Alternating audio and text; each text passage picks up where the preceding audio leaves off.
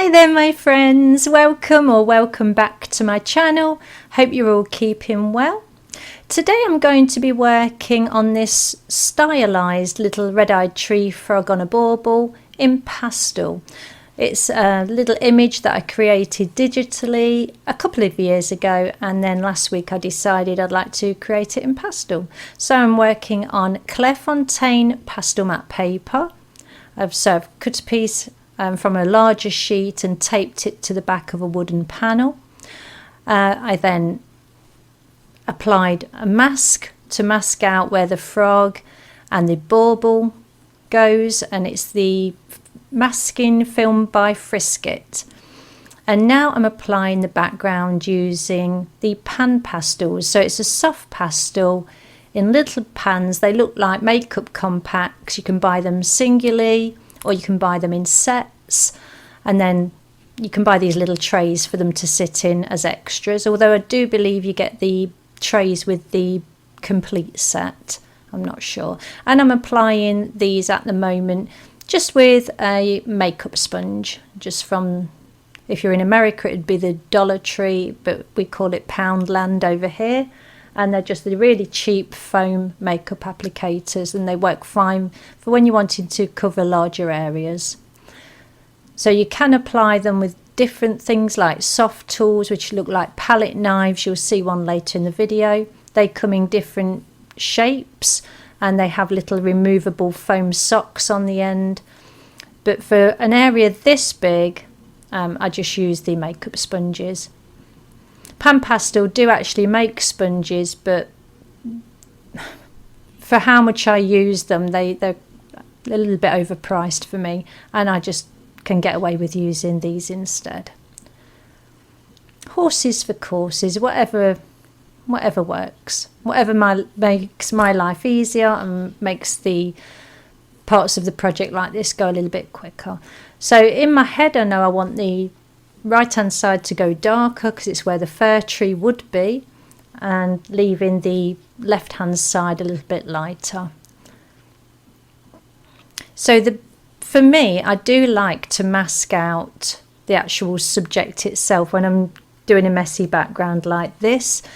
If I was to draw the subject, the frog and the bauble, onto the paper to begin with, I would have to be so careful not to let too much of the background colours overlap the subject, because then I've either got to go in and lift them out with a putty rubber, or I've got to work my pastel layers over the background area that's leaked into where the subject is. For me, just to save time, I just like to get my drawing down onto a different piece of paper, using a light box, trace it onto a piece of masking paper, cut the mask out, stick the mask down, and now I can just relax, get the background in, and not have to worry about dirtying the area or contaminating the area where the actual subject is going to go. When I remove that Frisket, I know that the paper underneath will be pristine, it'll be lovely and clean, and then I can go ahead, add the sketch to it, you know, of all the details that I want into the drawing of that area, and then apply pastel and not have to worry about anything else. So I've swiveled the board round, obviously you can see, and it's simply so I'm not reaching over. Years ago I did have problems with the rotator cuff muscles in my shoulder because of doing artwork every day. I was standing at an easel for a long time back then. So now, to make things easy for me, for comfort, I just swivel the board. So in my head I know where I want these fir twigs to go, these pine twigs. I don't think you call them branches because they're very small, but I might skip between the word twig and branch. And so I just did a ghost line, so that's where I pull the pencil in the direction I want something to go, but I don't actually touch the paper. I'm just getting a little bit of muscle memory in there, just so I know what I'm doing moving forward. Grabbing a piece of glassine. If you don't know what this is, it was originally used as butcher's paper, and it's a non-transferable paper, a little bit like tracing paper, but nothing sticks to it. so I can use a piece of this to rest my hand on without the fear of it picking up and smudging any of the pastel underneath. So the glass scene I use is also by Clairefontaine, but there are many different makes and they're probably all the same. I just like Clairefontaine because I know it works, it doesn't pick up anything, and it's acid free. So it's not going to damage anything, any of the surfaces you're actually working on.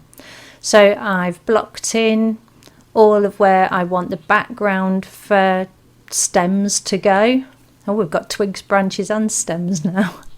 And now I'm going on with the second coat.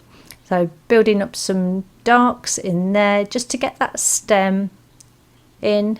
I can still go over it with pastels. You can work dark to light or light to dark. Put in a few highlighted browns in there as well, give it a bit of texture. So the tooth of Clairefontaine pastel matte paper takes lots and lots of layers of pastel, and personally I've never got to the point where the paper's been saturated and won't take any more. Put in a little bit of shadow in there,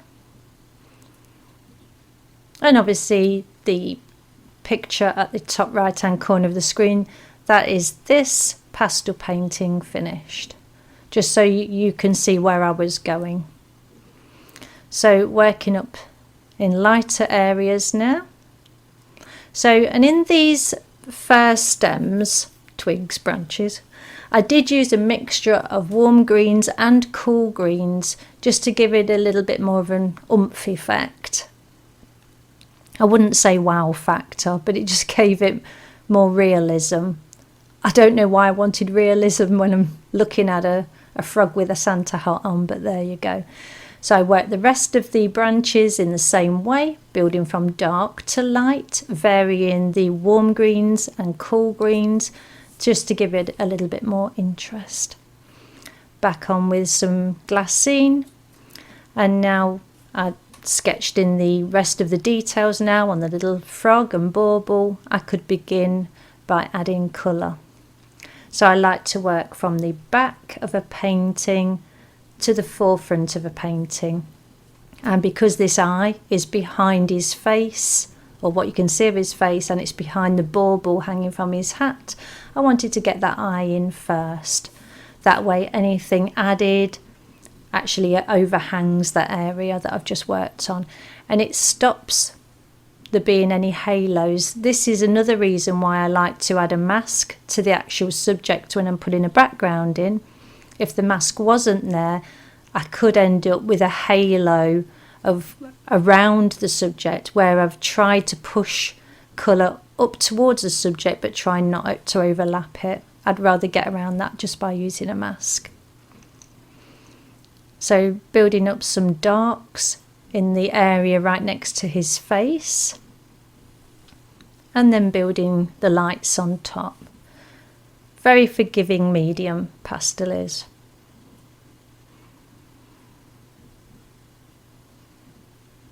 And I did use cool reds and warm reds, and even an orangey, really orangey red in the eyes. So the cool reds would be where the shadowed areas are, and the warmer reds and this orange where the light's actually hitting the eye of the frog. And I'm blending it all in using a blending stump, paper blending stump. This is actually the fourth attempt to record the voiceover because we have a pup named Honey. I'm not going to say her name out loud too much because she's fast asleep at the minute, but she's just had zoomies running around right in the middle of recording a voiceover, and then she decided to get squeaky toys out too, so that was a no-go. So yeah, this is the fourth time today doing the voiceover, so if I repeat myself I do apologise. So back in with the blending stump again, just making sure everything's blended together, and by blending it this way you're actually pushing, gently pushing the pastel pigments into the tooth of the paper, and that allows you to apply more if you need to. So onto the hat. Now I just didn't want a cone, cone shaped Santa hat sitting on top of his head. I wanted something with a little bit of character, so I drew this little floppy hat. And in my original design, the floppy hat had a very intricate bauble on it with stars and all different things. No, when you work in this small, you just can't do that. Well, you probably could, but that would have been lost in the end project. So yeah, simple bauble, but a floppy hat. And in the folds of the hat, I wanted to include shadows to make it look at least a little bit realistic. And again, as with the eye, I worked with cool reds and warm reds. So there's like a burgundy colour I used for the initial shadow areas. There you go, I'm using a critter colour, orange, reddish orange, where the light would be hitting it, and then I use the burgundy and cool reds where the shadowed areas are. And when I'm talking about a warm red versus a cool red, all you need to do is just look at, if you're unsure, look at a colour wheel, and if a red is leaning more towards purple, then it's a cool red. If it's leaning more towards orange, then it's a warm red. And the same goes for yellows. If they're leaning more towards green, they're a cool yellow. If they're leaning more towards orange, they're a warm yellow. And blues as well. So just take a look at a colour wheel if you're unsure. And you can pick those up for just a couple of pounds. They are quite cheap. Or you can look online, and there'll be digital ones online that you could probably download just to give you a rough idea. So blending in with the paper stump. And if there's any hard lines you actually want to keep, then put them in afterwards, because each time you blend, you're more than likely going to blend the harsh lines away. So I did pop the bauble in off screen, I guess, without the camera running, because my head was literally right over the project, because it's so small. And all I did was added a couple of warm yellows and a little bit of burgundy for the shaded area. Okay, so onto the frog head. So again, I'm working from my imagination and the digital project that I did a couple of years ago, and it's all really sort of made up, but I can remember when I was sketching digitally, I was looking at quite a few different reference images of red-haired tree frogs, so I got a rough idea of anatomy, but apart from that, yeah, I was just having fun, which you're allowed to do. That's what art is all about, having fun. So building up the base layers, it looks really scruffy, doesn't it? This is an ugly stage when you're doing these base coat layers. You're just getting some pigment down.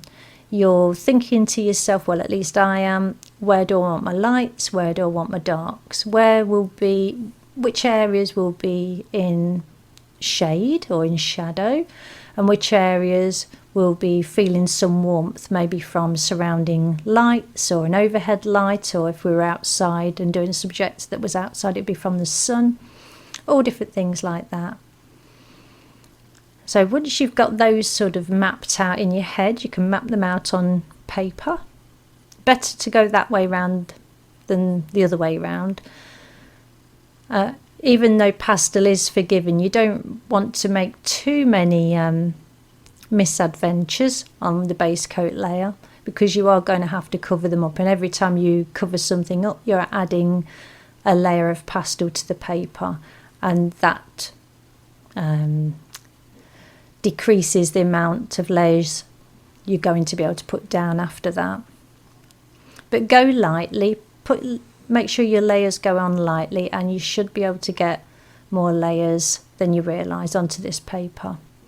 Papers like Mind Tense by Canson and things like that. I know Daler Rowney does a pastel paper as well. Less layers really, is all I can say. That you can't get as many layers on that kind of paper. It's not designed to take lots and lots and lots of layers, whereas the Clairefontaine pastel matte paper does. That's what it's designed to do, and it 100% can't knock it. So this paper stump is a rolled up piece of paper. It's like a spiraled piece of paper, and I don't think I'll be using them again, although they come to a nice point and you can get into small details. It started going in on itself because it's hollow. The point started moving backwards, and it was like, oh crumbs. So I was getting a pair of tweezers and I was pulling the end back out, but it did its job. But yeah, it will be resigned to a, if I have to use it, I will kind of draw. Okay, onto the hat. So we've got base coat layers on the frog. So moving on to the hat, let's get some reflected colours onto this. So when we think of, I was thinking then, my fingers were tapping. When we think of something that's white, it's never actually white, not just white. White's really reflective, so it'll be reflecting colours around it. So some shadowing from the hat, so some burgundies, reds and oranges, maybe some green from the frog. It'll be reflecting a little bit of that.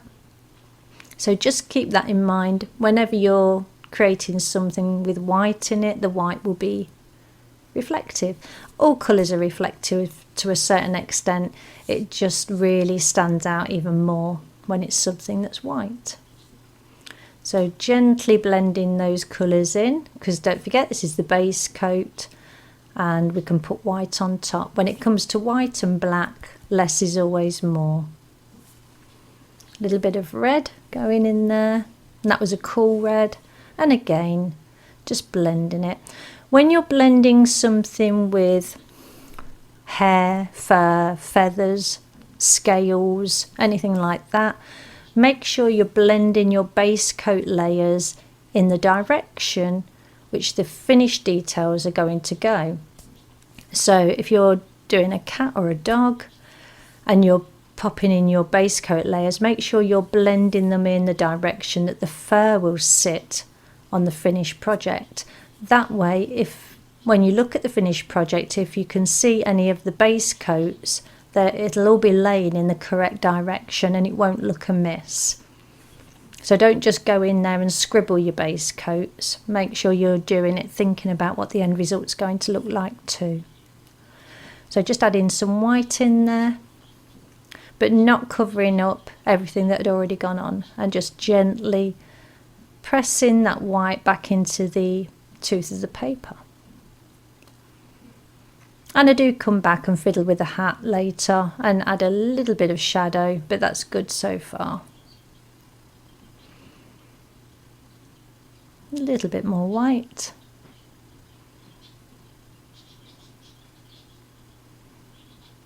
And it just gives it, yeah, I just like that hat. It just, yeah, it works. It works for me.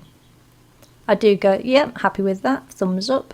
I do go back later and just increase the shadow of the folds in the hat. But yeah, apart from that, that hat's as good as done. Now increasing some of the darker areas of the frog's face and adding the eye. And that was that part of the frog finished. I'll go in and add his nostrils later and fiddle around with the contrast a little bit, but apart from that, it's good. When I worked the main eye, the actual eye that's facing us, I just left a little round dot of white paper, and then right at the end just popped a little bit of white pastel in there and just put a few little strokes out to represent a star shape. Now, because I haven't got an actual reference image to work from, I did play with quite a few colours on the underneath here of his throat. I didn't know, would it be reflected? Well, it probably would be reflecting some of the red from the bauble. I did try that and it just didn't look right. So it's reflecting a tiny little bit of burgundy, but that's all. Whereas the bauble between his two front feet is actually reflecting a little bit of his colour, but I didn't do it very much vice versa. So going on now with some different greens and blues, base coat layers, getting them all filled in. It's just a case of getting rid of the white of the paper, which can be really off-putting, to be honest. And I just wanted colour on there. I wanted to get on with this. I ended up working on it for 3 days in all. Not 3 days total, but a few hours each day for 3 days. And I just wanted it finished and out of the way so I could get the video edited and get this voiceover done and get it posted out to you before Christmas. So just popping that knee in the back there and making a point to not lose the dividing line between his front leg and his back leg, the knee of his back leg. Putting little highlights on the toes just so in my mind I can keep in mind where the highlights are going to be.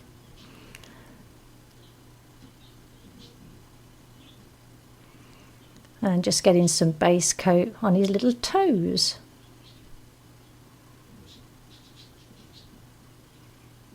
Fun, really fun subject to do. Yes, I did want to get to the end of it, but I did have fun creating it at the same time.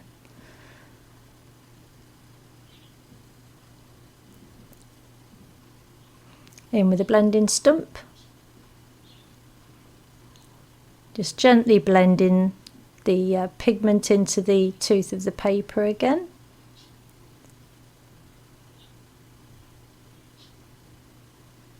Cleaning it off on a tissue before going on to a different coloured area.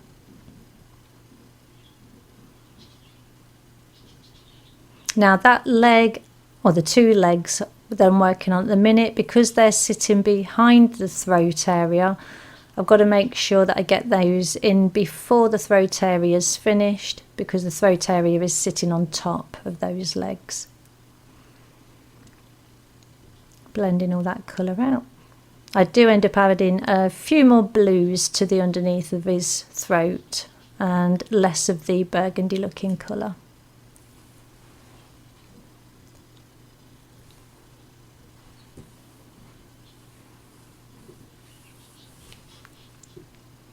Choosing colours and then coming in with this. So there would be a shadow there, but also using this colour to separate the back leg, the knee of the back leg from the front leg. So just using that contrast there. One for coloration as well, because they do have that sort of colour on the inside of their legs, but also using it to my advantage to be able to separate the two legs without drawing a line, a dividing line. Because even though this is a stylized piece, I didn't want it an outlined piece like a cartoon. I wanted it to be sort of real looking. I mean, who wouldn't want a little red-eyed tree frog sitting in their Christmas tree wearing a Santa hat?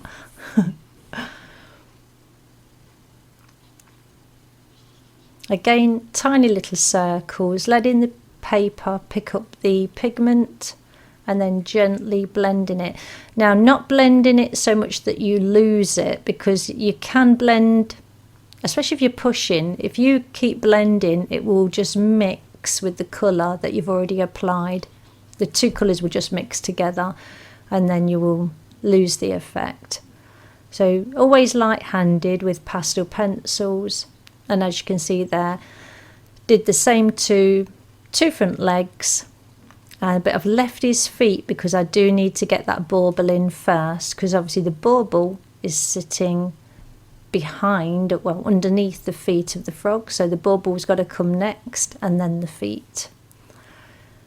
So I didn't know whether to film this part or keep it in the video, because it is so straightforward. There's just a few colours of burgundy onto this thread that's holding the bauble in the tree, and then just a little pattern on top, but I thought I'd leave it in. It's only sort of a couple of minutes worth of video. So again, going on with a slightly different tone underneath where the shadow would be cast underneath the ribbon. Again with paper stump, you can see there it's a hollow paper stump. This is the one where the tip kept disappearing.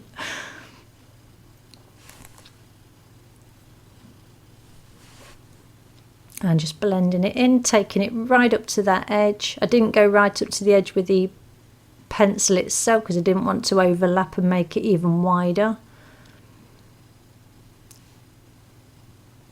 And now on with a little bit of a pattern.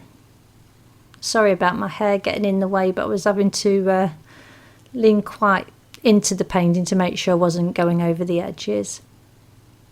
And a just little made up pattern on this area.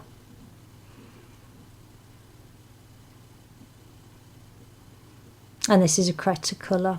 I don't know how you pronounce, I don't know if it's Cretacolor or Cretacolor, but they're available open stock, which means you can buy 1 or 5 or whatever, or you can buy them in sets. The same as the Carbothello. They're available open stock, or you can buy them in sets. And both work extremely well, and they work extremely well together as well. These are of a slightly harder lead than the Carbothello, so I'm not blending there with my finger, I was just patting it down, and it just softens the effect. It just pushes the pigment slightly into the texture of the paper and softens the effect.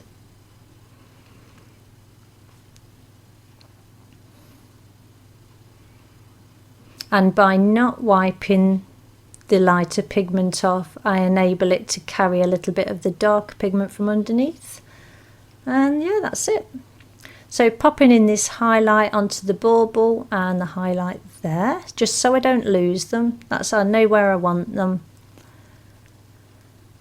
And then starts the humongous job, which turned out to be 4 whole layers to build up enough vibrancy on this bauble. Didn't think I would need to put in 4 layers. Now if it was a bauble with nothing on it, I could have used the soft pastels, but because of these little intricate toes, yeah, I thought I'd do it all with pastel pencil. It won't take long. 4 layers later, oh crumbs. But I did enjoy it, and it enabled me again to mess around with cool reds and warm reds, golden yellows, and yeah, because this little bauble would be sitting in a tree surrounded probably by other little baubles and hopefully some Christmas tree lights too. So it would have quite a few reflections. Now it's a matte ball. I did make sure I didn't do a glossy looking ball, else I would have had to literally put in all of the different reflections that you see in a glossy item. A shiny item would have reflected far more details than a matte bauble would. So yeah, good thinking there. That would have been a lot of work for this little tiny painting. So going on now, building up the base layer. Lots of tiny little circles going round and round. I didn't want too many sort of scratchy lines, although they do blend out fairly well, especially when you realise you've got to put 4 layers on instead of just a couple.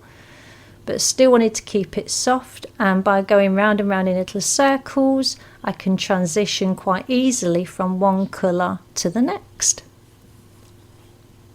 And then when you go into blend, they just blend together seamlessly. So in my head I'm thinking, where can I have a couple of darker areas on the bauble where the light's probably not hitting it as much? And he decided the area directly opposite the ribbon that's holding the bauble in place, and diagonally opposite-ish the frog. But I did want a light source coming from underneath as well, which you can see in the finished painting is coming up from the bottom right hand corner. But doing this bauble creating this bauble in pastel did allow me just to experiment, and it was really enjoyable. Enjoy a bubble. Oh no, cracker jokes are coming out. Okay, so blending stump. This time a thicker, more robust blending stump because I've got a lot of work to do and not too many intricate areas to go into. And that is how dark layer 1 went. Hence I did 4 layers just to build up the intensity. I was going on light-handed because I didn't really need to concentrate and map out where I was going. So this was layer 3, I think.